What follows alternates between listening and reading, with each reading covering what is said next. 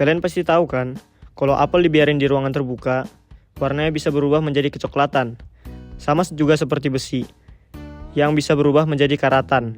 Tapi kalian tahu nggak proses terjadinya itu bagaimana? Langsung aja kita bahas ya, gaskan.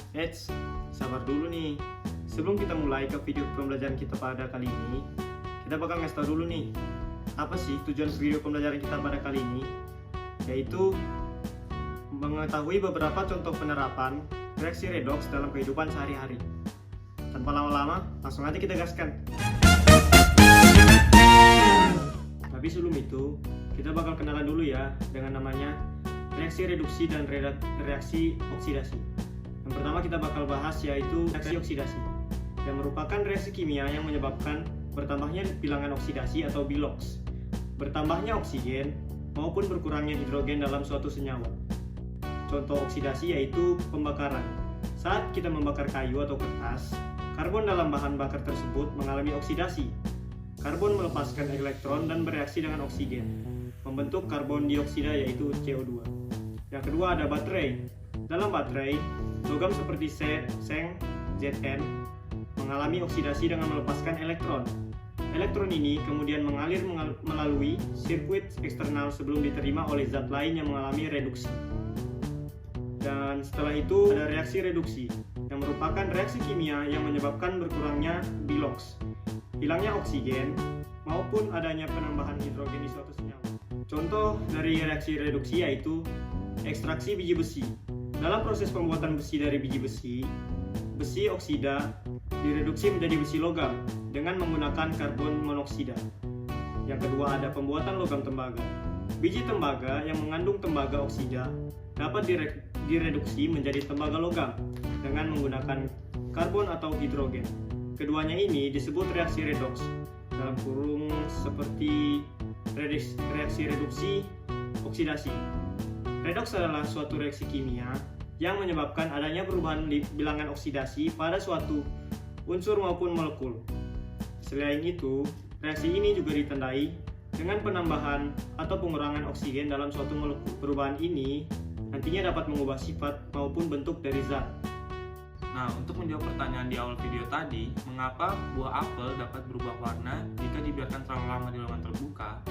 Jadi, ketika apel dibiarkan di ruangan terbuka, enzim yang ada dalam buah akan bereaksi dengan oksigen, yang dapat mengakibatkan sel-sel di dalamnya menjadi rusak dan oksigen di udara dapat masuk, sehingga menyebabkan pigmen warna pada buah berubah menjadi kecoklatan.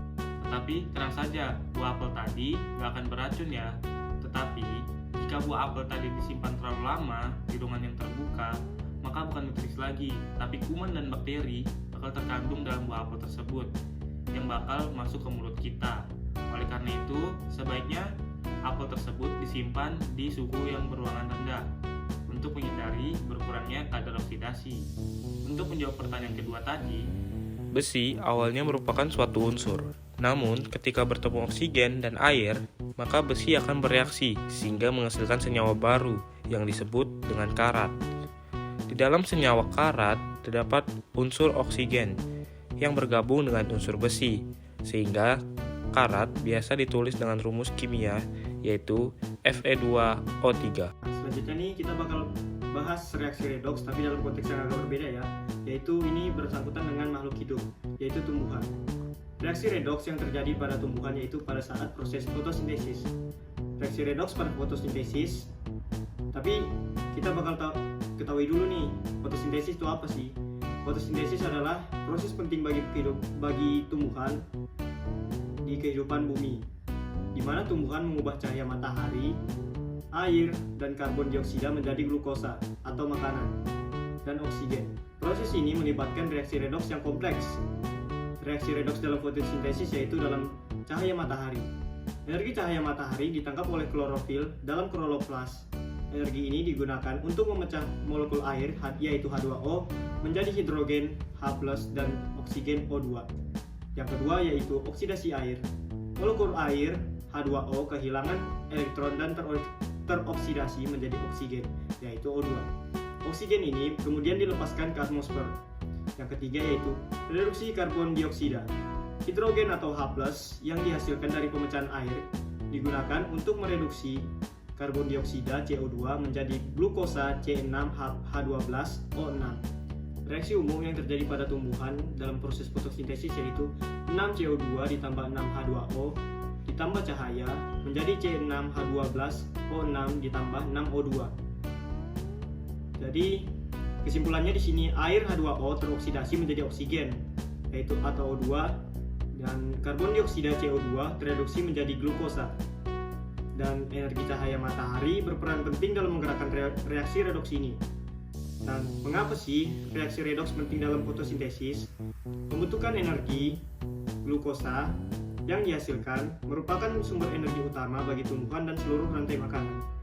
Yang kedua setelah pembentukan energi yaitu produksi oksigen. Oksigen yang dilepaskan sangat penting untuk pernapasan makhluk hidup. Dan yang terakhir yaitu daur biogeokimia, yaitu fotosintesis berperan penting dalam siklus karbon dan oksigen di alam.